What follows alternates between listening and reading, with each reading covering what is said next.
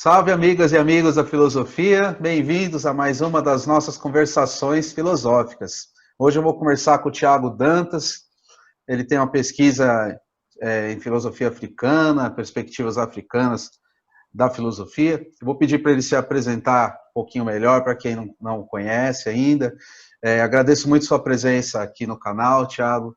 Passo a palavra para você aí, se puder falar um pouco aí da sua trajetória, como é que você chegou a esses temas, quais são os seus principais temas de pesquisa. Boa noite, tudo bem, Thiago? Boa noite pessoal, né? Bom dia, boa tarde, dependendo do dia, do horário que for assistir, né? Quero deixar aqui um agradecimento ao Caio pelo convite dessas conversações e aqui contribuir um pouco para essa área, né? Que está em crescente, que é a filosofia africana, pensada aqui no Brasil.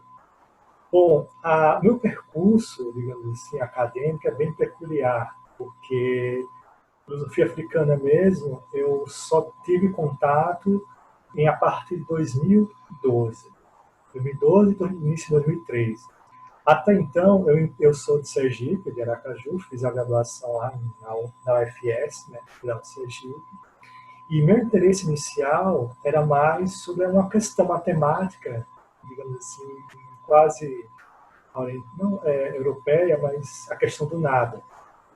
Principalmente a partir do paradomilismo. Uma vez que eu comecei a ler o Nietzsche, eu me interessei por essa temática. E mais especificamente do nada, como podemos pensar, comunicar, pensar, fazer essa comunicação a partir do nada. O quanto ele é presente ou não no nosso cotidiano.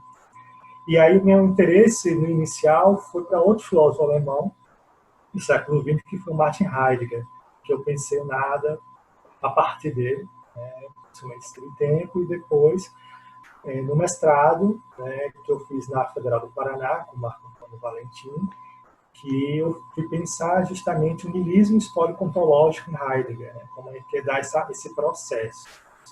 Bom, no final do mestrado, terminando 2012, 2013, teve alguns encontros assim, que modificaram minha perspectiva. Primeiramente, eu comecei a entrar numa especialização da do NEAB, da UFPR, sobre expressão de educação de relações raciais, que me ampliou meu arcabouço teórico, não apenas filosofia, mas sociologia, antropologia, história, num caráter mais transdisciplinar, e pensar a questão racial no Brasil, assim, de maneira mais profunda e mais problemática mesmo. E aí foi quando eu comecei a ter o meu contato, primeiro com algumas obras de alguns pensadores, algumas pensadoras africanas.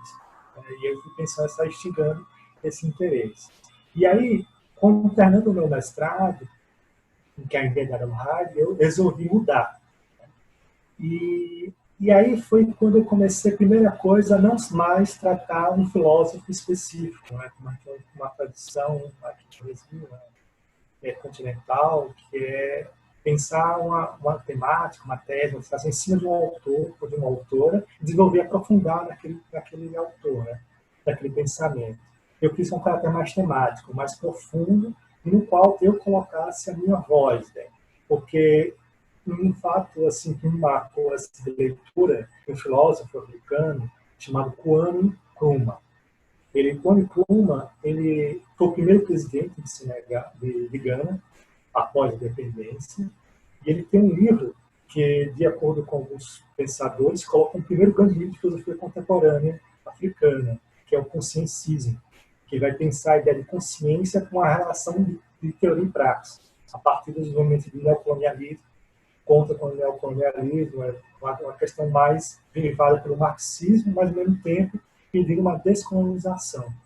E nesse processo ele tem uma passagem que é justamente de que o estudante colonizado, quando ele entra na academia, ele fica tão maravilhado com aquelas teorias que ele aprende na universidade, que ele esquece um fato fundamental, que ele é um ser colonizado.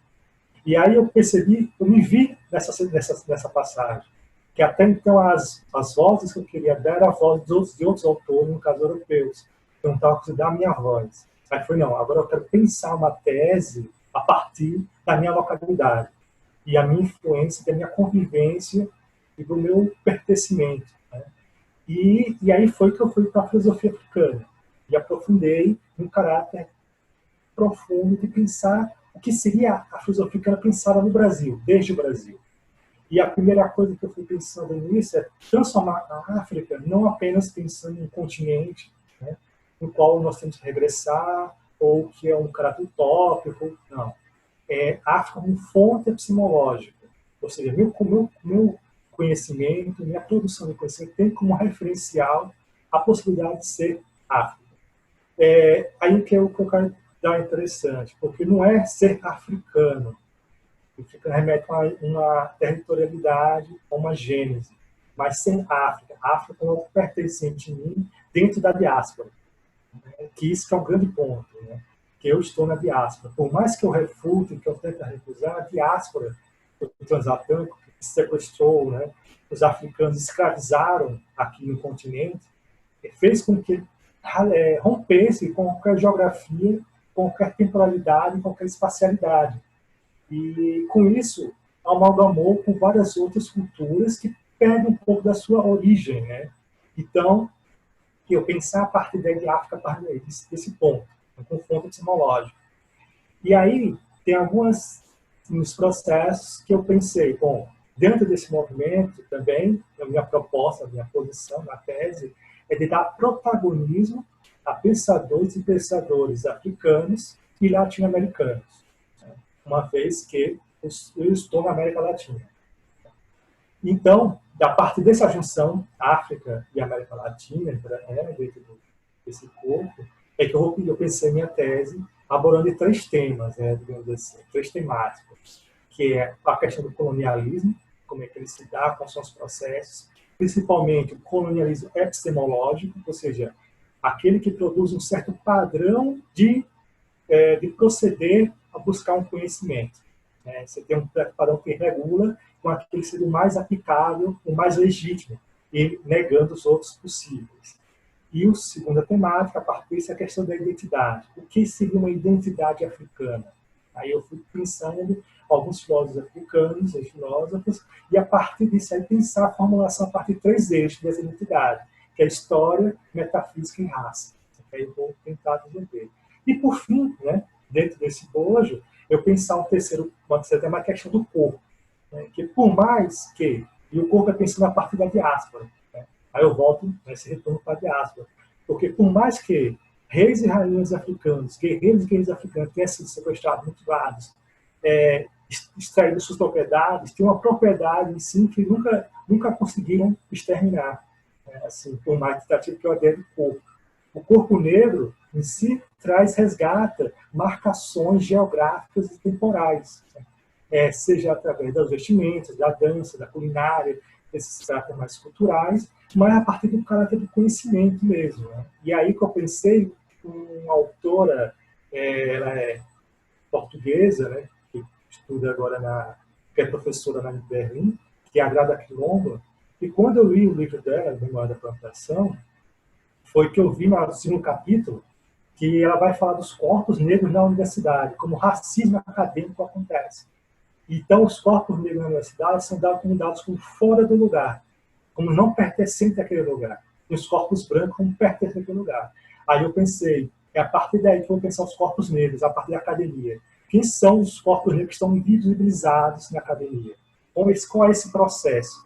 Aí eu pensar a colonialidade junto com a necropolítica, com todos esses aparatos, para pensar. E aí propor, porque aí tem um detalhe, né, que é um pouco que tem hoje não uma moda, mas um modo de falar bastante, que é a decolonização. Né? O que eu entendo de decolonização, não é análise crítica, é proposição a partir da sua localidade. Então, a partir disso, eu pensei uma proposição frente diante desse racismo acadêmico, onde com o local que a gente produz conhecimento que possa, digamos assim, dar espaço para esses corpos negros e para trazer para a universidade. E aí que eu pensei nesse terceiro capítulo, da ideia do corpo, a ideia do terreiro. O terreiro como fonte epistemológica de conhecimento e de produção de conceito mesmo. E aí fui pensando nesse junto para pensar essa temática que eu cunhei, né, na tese, o título de Filosofia desde África. Porque justamente eu não queria pensar uma reprodução de pensar o que é filosofia africana, algo histórico, assim, passando pelo pensador, mas como a África como potencializa o meu pensamento. pensamento filosófico. E esse é o ponto. E aí, por fim, eu termino com algumas proposições, né, de pensando também na questão do ensino, na educação, como é que se dá esse processo, para ir de contrário. Então, de maneira sintética, assim, posso dizer que esse seria um percurso que vai se formar. Tá certo, Tiago, obrigado por fazer essa apresentação sua aí, que foi também uma apresentação, um resumo, né, e uma porta de entrada para sua pesquisa aí. Várias coisas que você falou me chamaram a atenção. Queria primeiro fazer uma pergunta que é mais genérica, para você explicar para as pessoas que não estão familiarizadas com esse debate, que é o seguinte, utiliza-se o termo ora descolonial, ora decolonial, né? Como que é essa perda desse S na palavra? É só uma questão técnica ou tem alguma questão epistemológica mais profunda nessa mudança de terminologia? Tem algo mais profundo, né, que eu tenho um receio com a repetição do termo, quando se dá de maneira exaustiva, pode perder sua potência, né, ficar enfraquecer. Que é o quê? A descolonização é um processo que vai contra qualquer tipo de colonialismo, é uma atividade contínua.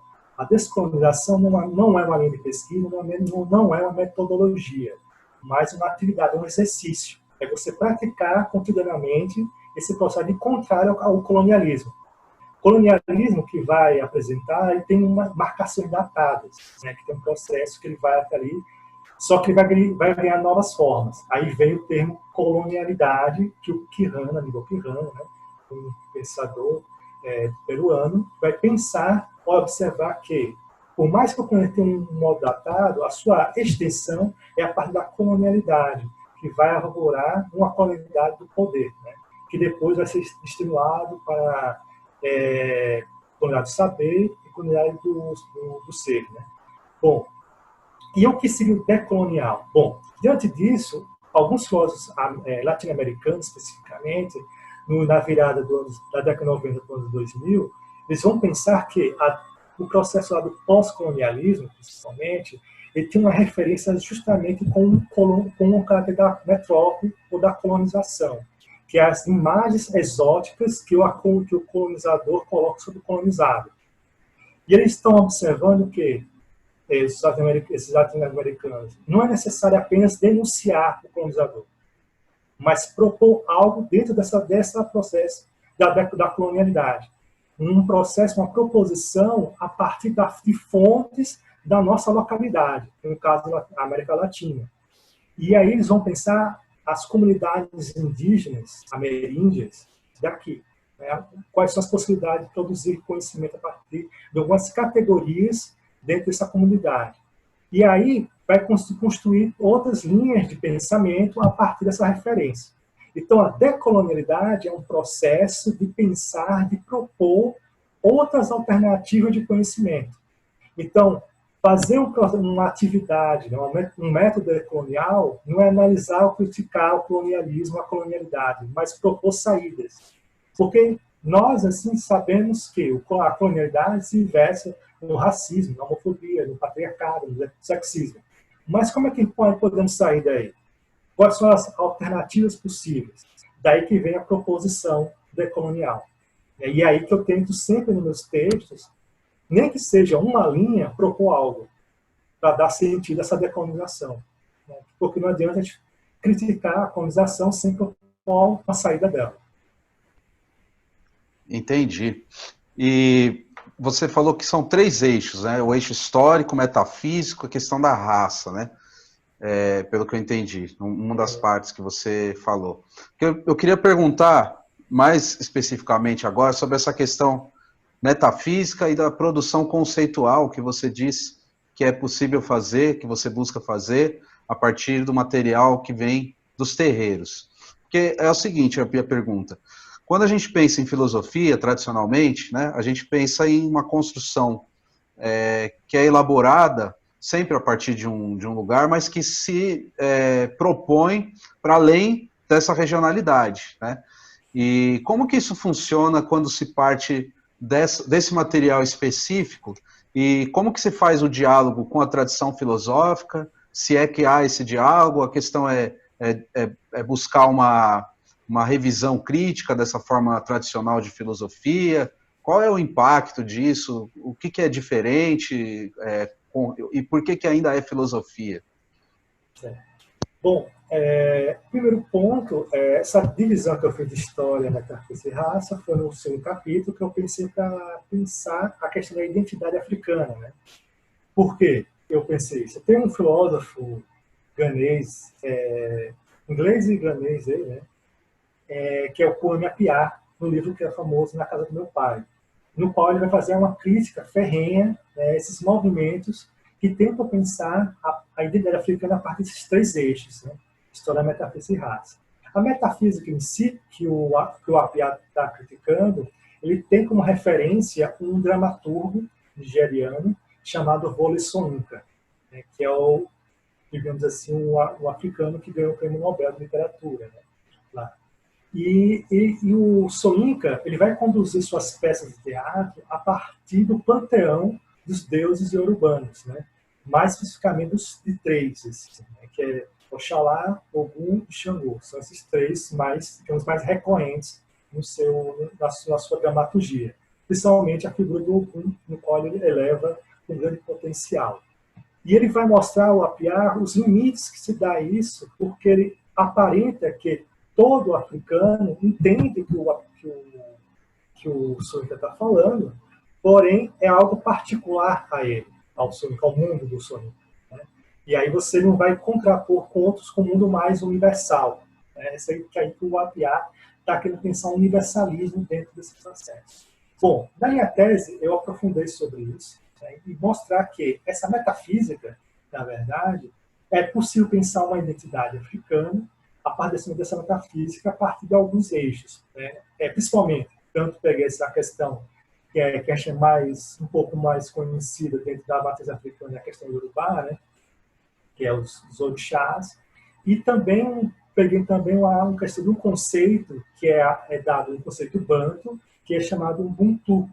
Né? E aí eu vou pensar também uma metafísica a partir do Ubuntu. Bom, mas tomando o Appiah, pegando o Soyinka, desculpe, e pensar essa ideia do terreiro, por que então, né, começar com o terreiro e produzir um conhecimento com o Amparo? Bom, primeira coisa, os meus trabalhos, eu não falo dos ritos das matrizes africanas, porque eu não tenho capacidade, não tenho permissão para falar sobre. O que eu faço é pegar os itãs de cada orixá. O que é o itã? O itã que seria uma tradução assim mais trivial, assim seria mito.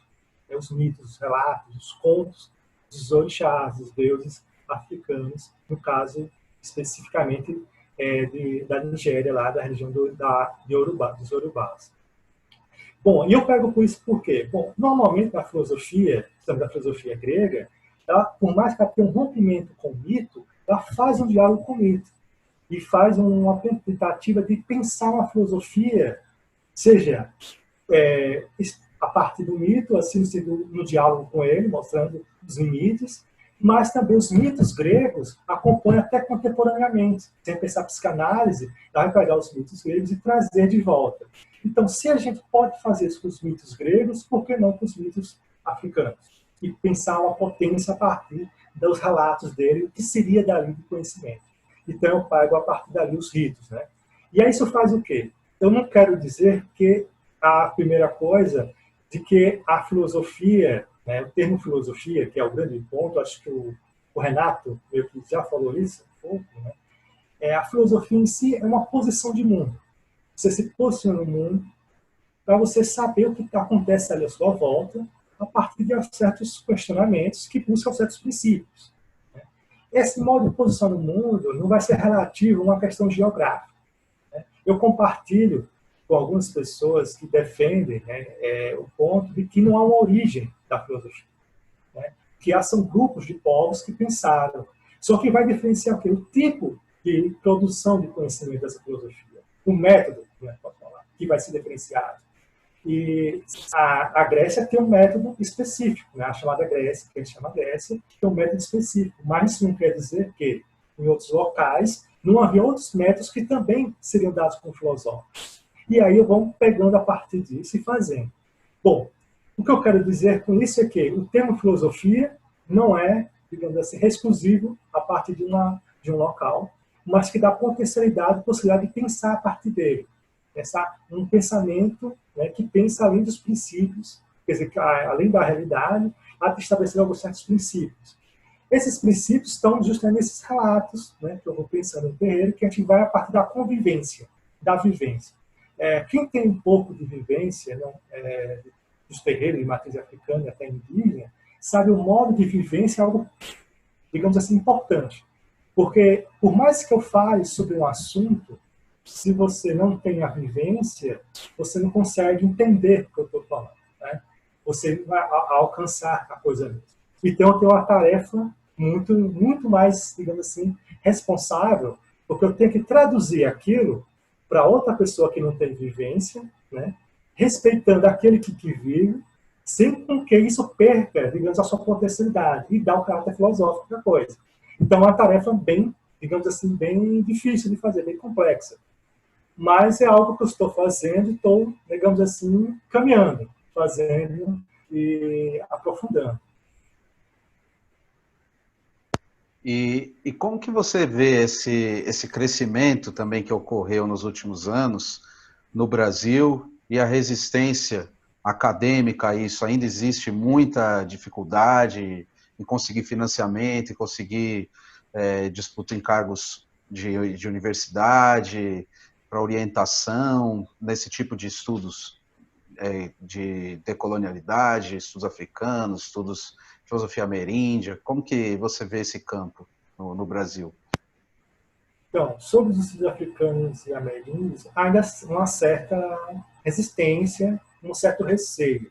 Claro que acho que nós pensar, hoje já melhorou bastante, dentro de alguns planos, assim, mas ainda está aquém. Né? Mas o que eu observo é que tem um interesse, né, do estudantil, principalmente, em aprofundar nesse tema, que funciona professores e professoras a buscar se aproximarem de tais temáticas e assim fazer processo de orientação e tudo mais. Mas o grande ponto de resistência é que tem duas coisas. Primeiro, é que toma essa ideia, isso eu enfrentei durante o processo de tese, é de que a pessoa que estuda filosofia africana, filosofia ameríndia, quer acabar com a filosofia europeia. Ou seja, não estudar nunca mais filosofia europeia, então é só África, só América. Então, é um céu equivocado compreender de que estudando tais temáticas, tais tradições, se rompe com outras tradições. O que não é, digamos assim, é como equivocado. Porque o grande ponto é o quem que você dá protagonismo, né? Esse que é quem estuda a filosofia africana, filosofia ameríndia, quem são os protagonistas das suas pesquisas? Quais são os corpos que estão sendo protagonizados? Aí que está o ponto. E tem outro detalhe, tem um filósofo cabaronês chamado Nicolo Foi, de que ele tem uma frase que ele vai buscar essa ideia dessa relação de filosofia africana e filosofia europeia, e que ele vai dizer que o que ele está buscando é um diálogo equânime entre culturas. É um diálogo igual, né, que sem uma hierarquização, sem um julgamento de valor sobre o outro, dando como inferior ou superior. Né? Você estabelecer. E aí, esse vai ser o grande processo, né? Primeiro, o grande ponto de resistência. É você compreender que você só apenas tem fome, não tem mais. O segundo ponto é de que há uma resistência dizendo que é algo particular. Ou seja, você está trabalhando algo que está referente àquele grupo específico que não tem, digamos assim, diálogo com o universal, com o todo, né, com a totalidade. E aí também é algo também errôneo, porque a filosofia, por mais que a gente seja a filosofia francesa, a filosofia alemã, os filósofos eles dialogam com o seu local. Se a gente for pensar, os jogos, principalmente na filosofia alemã, né, do século XIX, século XX, os jogos de linguagem que eles fazem com o próprio idioma, criando um neologismo a partir daquele aparato, é a partir da própria língua, do próprio idioma. Né? Então, por que não podemos fazer a partir da nossa convivência algumas palavras que não tem aqui à nossa volta? Por exemplo, eu falei agora há pouco, né, quando estava falando da metafísica, a questão do Ubuntu.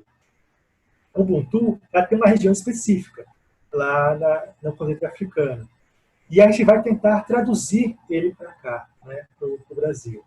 E aí, por mais que a gente faça uma melhor tradução, explicação, a gente nunca vai alcançar a profundidade de tal termo, porque a gente não convive mesmo ali.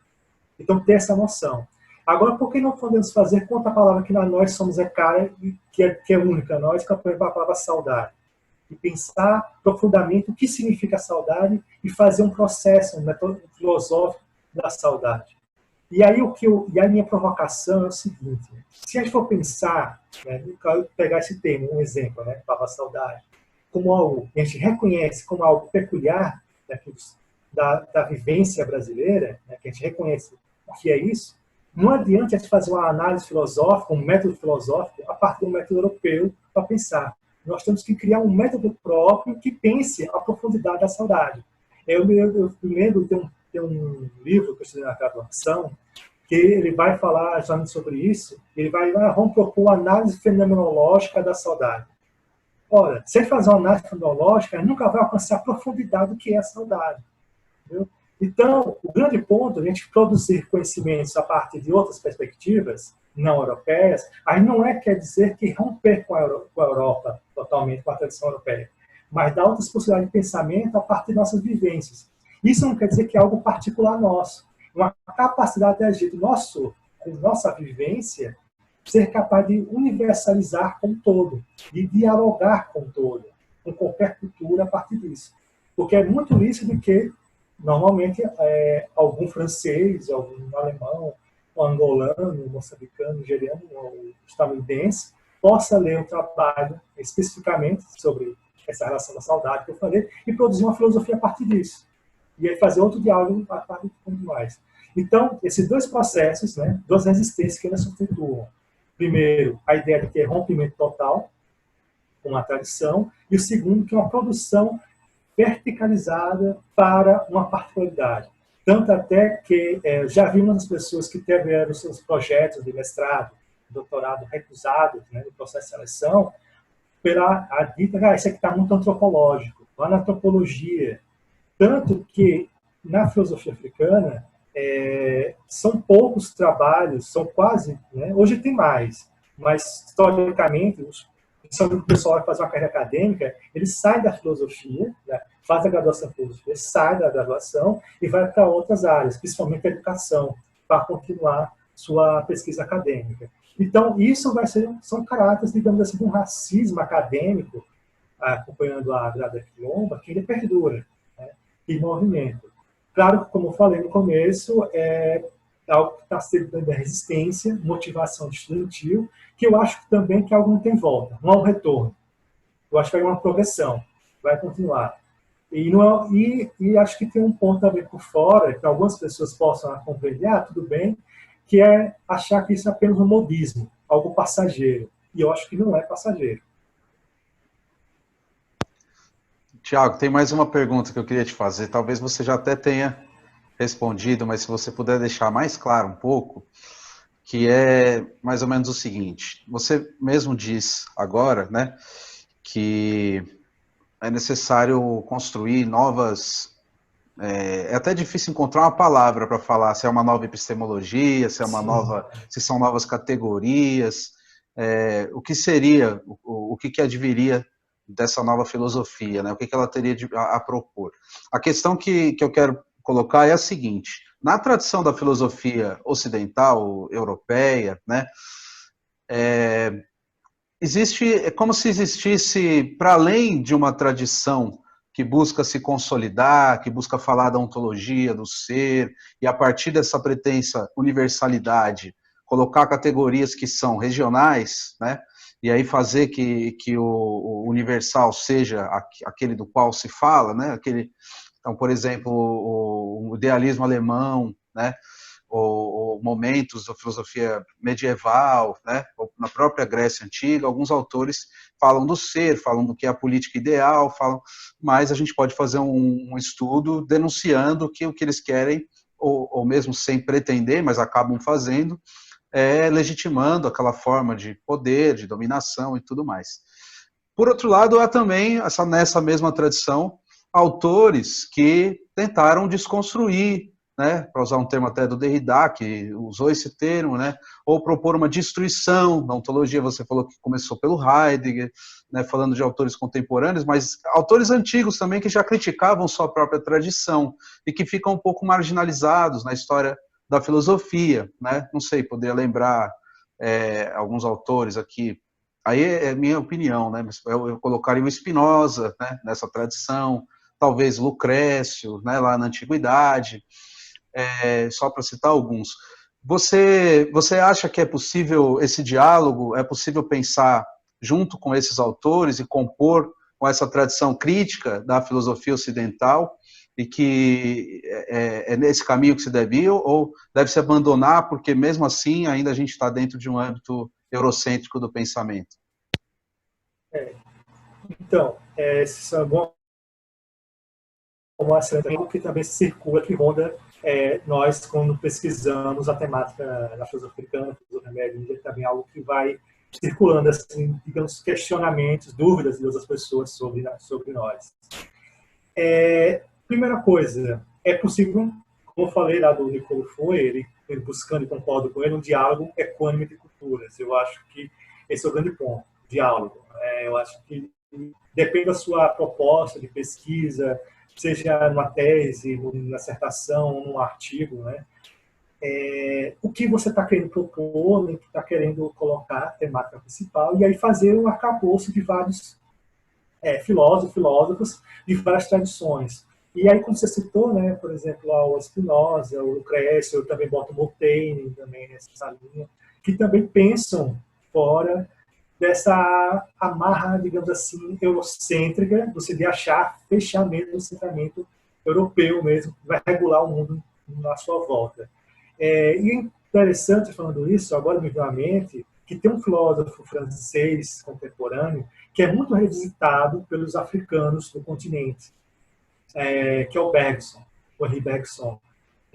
Vários filósofos fazem suas teses de doutorado, Massentoa, eu me lembro agora, por exemplo, tem a Nadia Kuzikud, que também vai pensar um pouco a partir do bergsonismo, né? E vai construir todo um caráter, digamos assim, filosófico a partir disso, também africano, né? Tomando esse eixo. Tem o Soleiman Bashir Diagne, que acabou de ser traduzido ano passado, tem o Bergson pós-colonial, que ele vai pensar a partir disso. Então, são possibilidades. Então, esse é o primeiro ponto.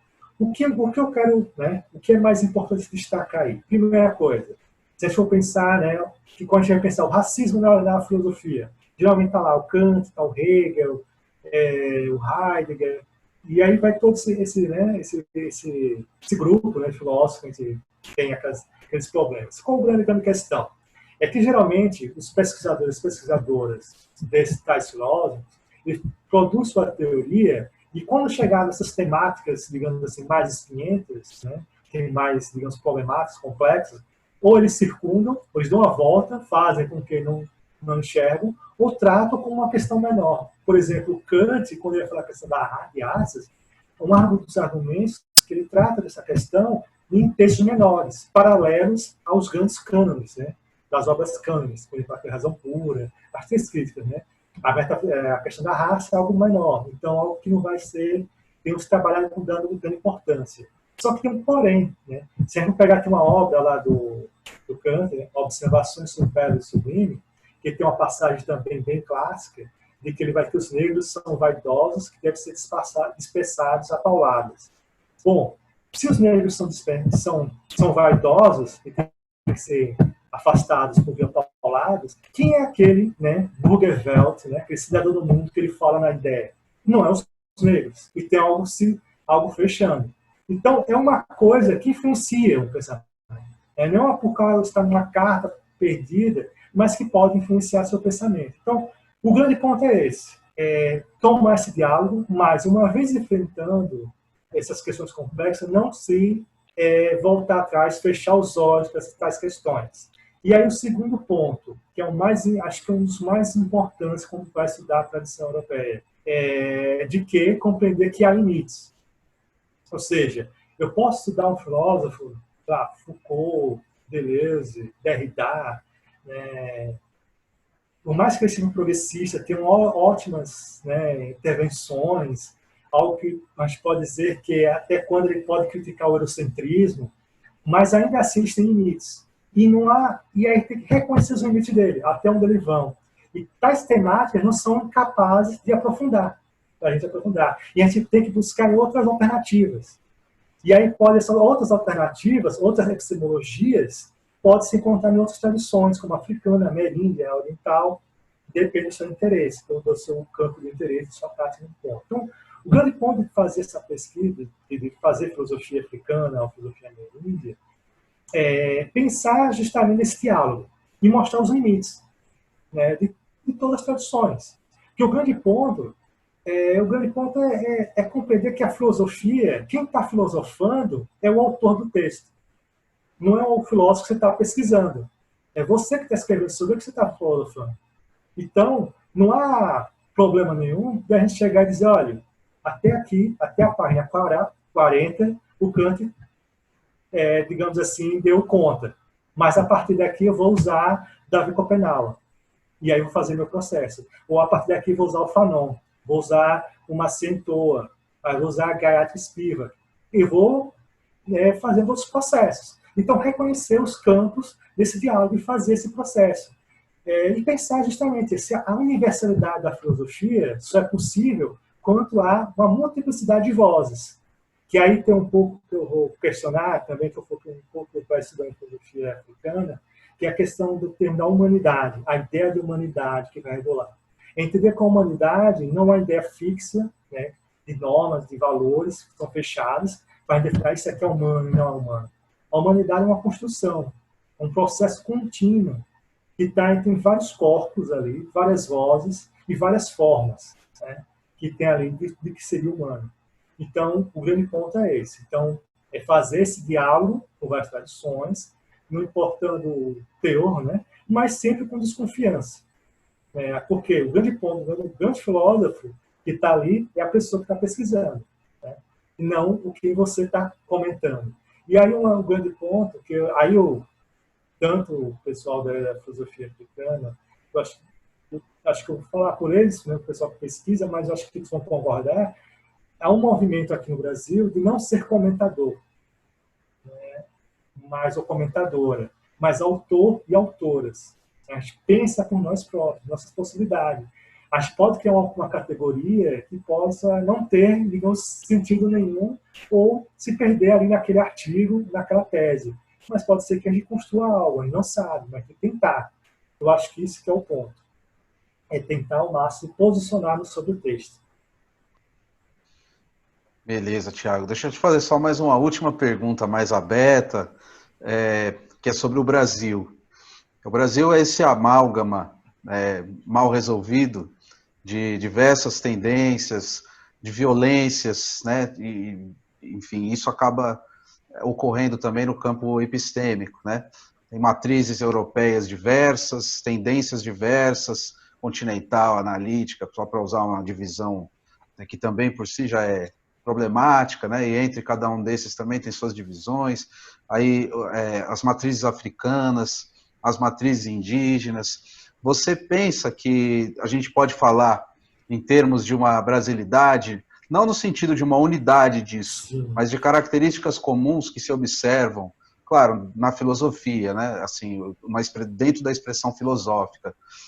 A despeito dessa diversidade, dessa pluralidade? Essa é uma questão também muito boa e bem complexa, porque primeiro vai aquele ponto da produção de filosofia no Brasil, né? Filosofia no Brasil, a filosofia brasileira. Algumas pessoas implicam para a chamada nacionalidade da filosofia, né? E aí é interessante, porque a gente fala filosofia francesa, filosofia alemã, tem na grade das graduações lá, né? Tópicos especiais em filosofia francesa, tópicos especiais em filosofia alemã, e ninguém tem grande incômodo com isso. Tá? A filosofia brasileira é provável. Eu parto do primeiro ponto, né? Acho que o primeiro fato é reconhecer que há filosofia brasileira. Se não tivesse, para que ter os cursos de filosofia aqui no Brasil? Né? Quem produz lá pós-graduação, mestrado, doutorado, principalmente. Né? Então não teria sentido nenhum se aí não teria filósofos e filósofos formando ali. E o segundo, aí o que implica o quê? Que tipo de filosofia nós fazemos? E aí que vai ser o grande ponto. E aí que vai ser todo esse aparato colonial, que a gente pode dizer, desse incentivo de uma produção, digamos assim, unitária, parecida por muito tempo, um certo modo de fazer filosofia, né, aqui no Brasil. Bom, e aí que eu venho com essa ideia de pensar, né, não... E aí tem um detalhe também, a ideia de separar a academia com a comunidade, né, com o social. Você tem a filosofia acadêmica, que é algo fechado, digamos que é séria, rigorosa, e tem aqueles saberes, conhecimentos que são chamados saberes, conhecimentos do cotidiano, do dia a dia, que estão fora da academia, que ali tem falta de rigor, né? E aí tem a primeira provocação, é pensar que ali é um tipo de conhecimento também, e ali há a filosofia, né? O que vai ter, como eu falei lá no começo, é outro tipo de filosofia, outro modo de fazer filosofia. E aí que vem justamente pensar essa junção, esse encontro, né, essa formação que tem no Brasil, dessas várias matrizes que se deram, tanto europeias, africanas e ameríndias. E aí como é que se forma esse campo?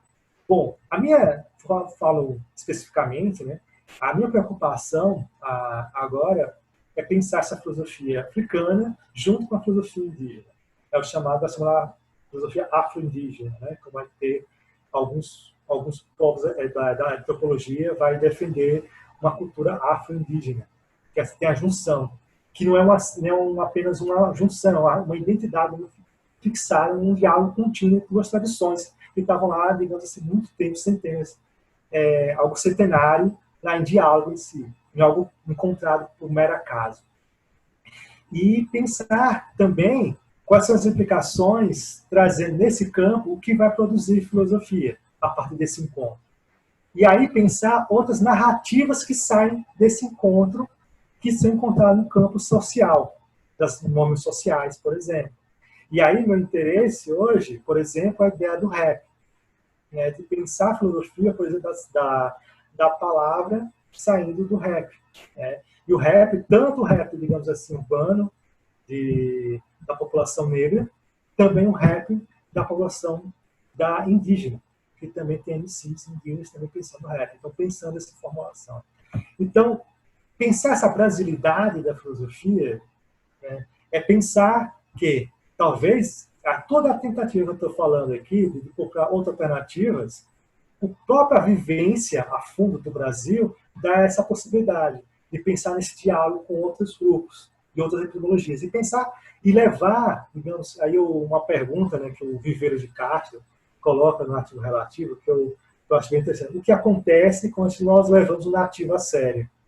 Então, o que acontece quando a gente levar, digamos, as matrizes africanas e indígenas que nos circundam, que nos permeiam, que nos formam a sério? O que acontece? E a partir disso a gente produzir. E aí tem um pouco também, eu pego também um pouco do Viveiros, que é o seguinte, né, que ele vai uma construção, né, que ele vai fazer, eu faço de outra forma, que a filosofia é muito levada a séria. A filosofia tem que deixar-se de levar a sério a si mesma e passar a levar a sério as outras alternativas, outras disciplinas. Né? E é o grande ponto para pensar que fazer filosofia tem um rigor método, digamos, fechado, pelo qual ali só é legítimo naquele ponto. E pensar outras alternativas. Esse é o grande ponto. E aí talvez a gente pensar essa vivência no Brasil de maneira profunda possa atribuir essas outras alternativas. Beleza, Tiago, estou bem satisfeito com as respostas, acho que foi uma contribuição bem grande e um convite também para que todos que assistam conheçam melhor seu pensamento, seus textos, os debates que estão envolvidos. E eu vou abrir então para você fazer suas considerações finais. Eu quero só dizer novamente, agradecer, né, por esse espaço, de estar aqui essa conversa.